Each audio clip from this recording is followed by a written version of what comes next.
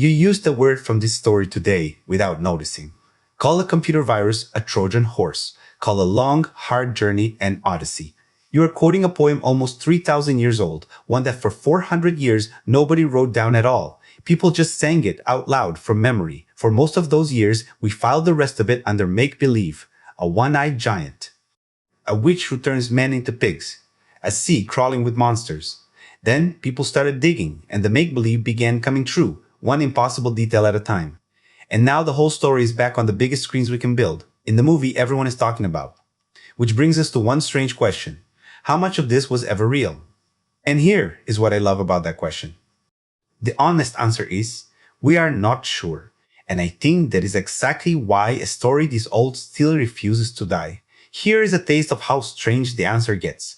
A glittering hoard of gold, dug out of the ruins of Troy, is real, solid gold. And it is about 1,000 years too old to have anything to do with the war. Hold on to that. A song this old should remember nothing.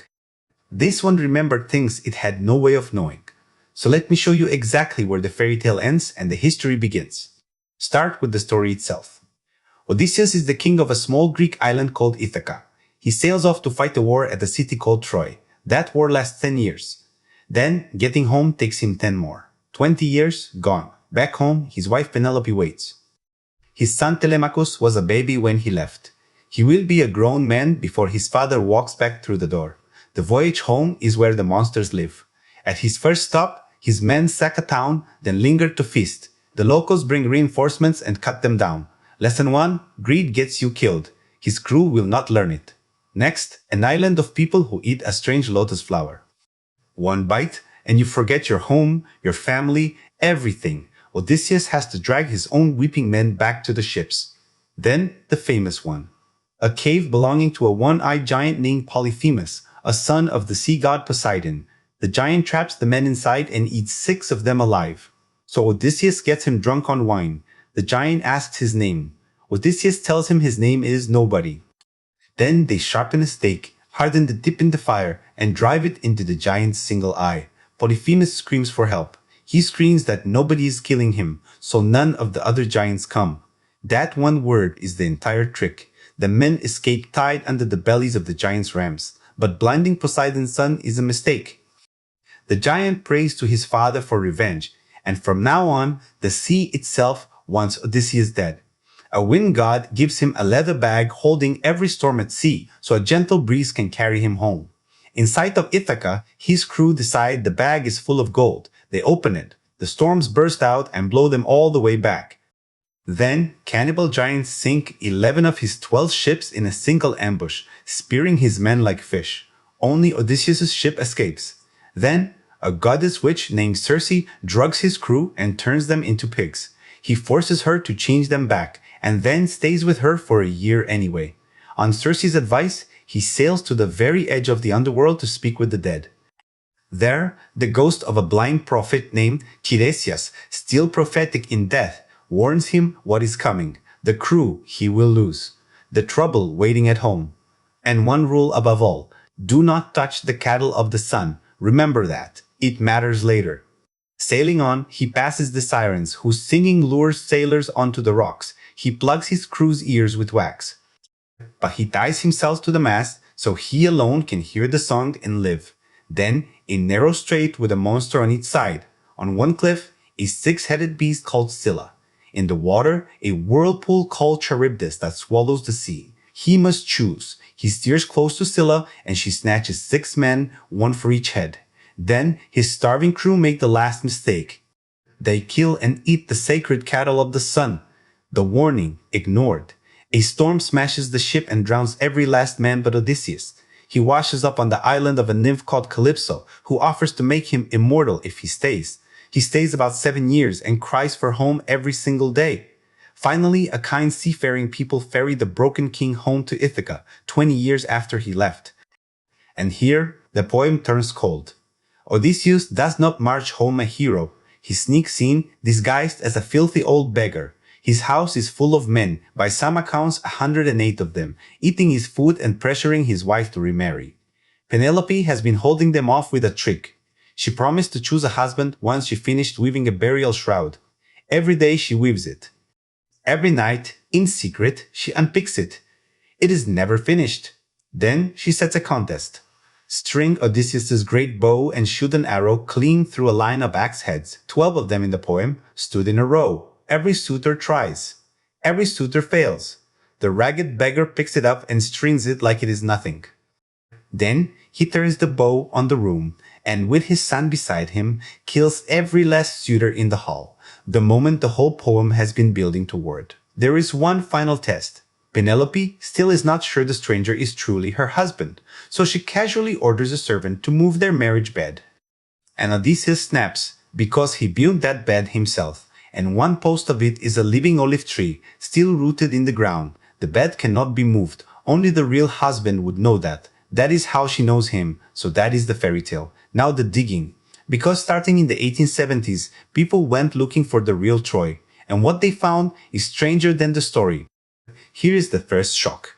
There really is a Troy, a hill in northwest Turkey called Hisarlik, guarding the sea route between the Aegean and the Black Sea. And it is not one city. It is 9, built one on top of another over thousands of years. The man who found it was a wealthy German businessman named Heinrich Schliemann. In 1873, he announced he had found Homer's Troy. And he pulled a hoard of gold out of the ground and named it Priam's treasure.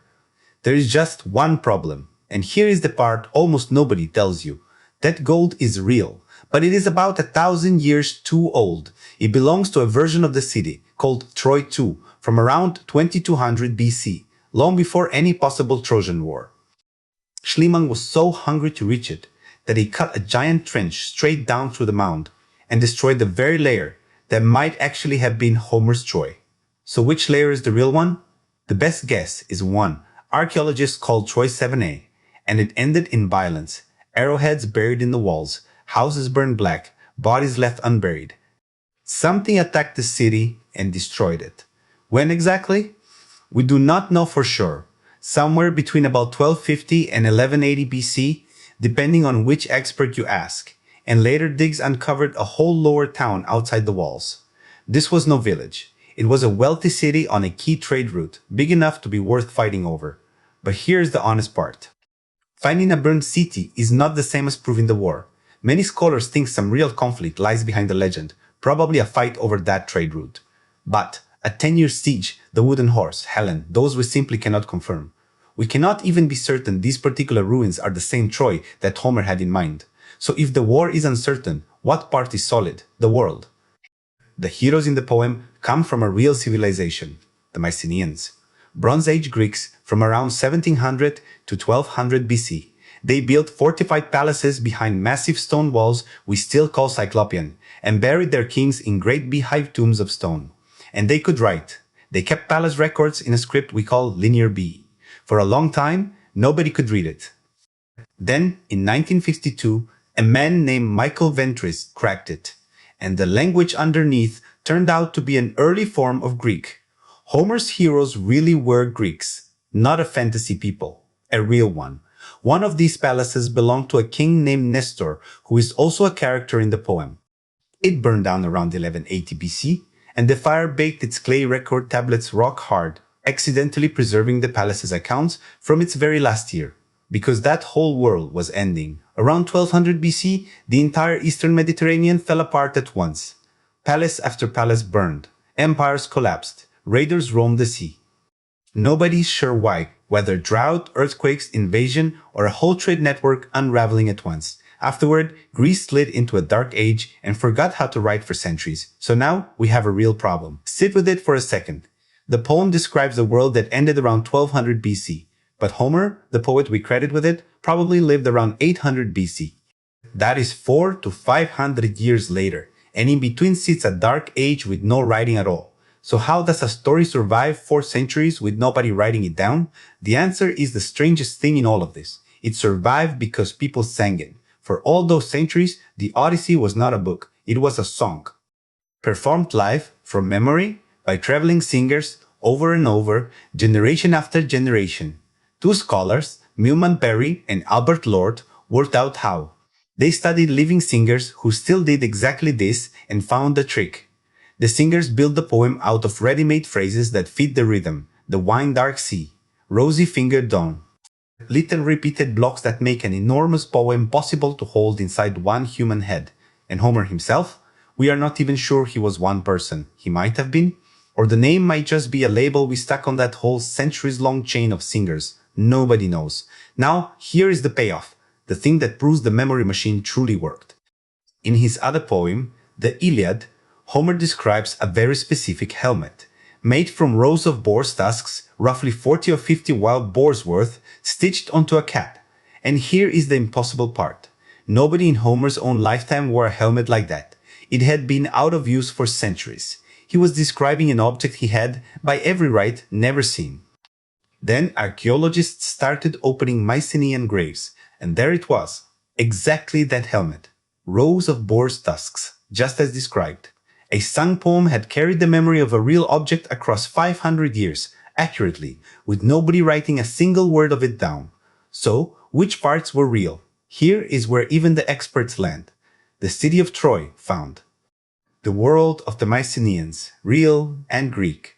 The boar's tusk helmet, a genuine memory smuggled out of the Bronze Age by a song.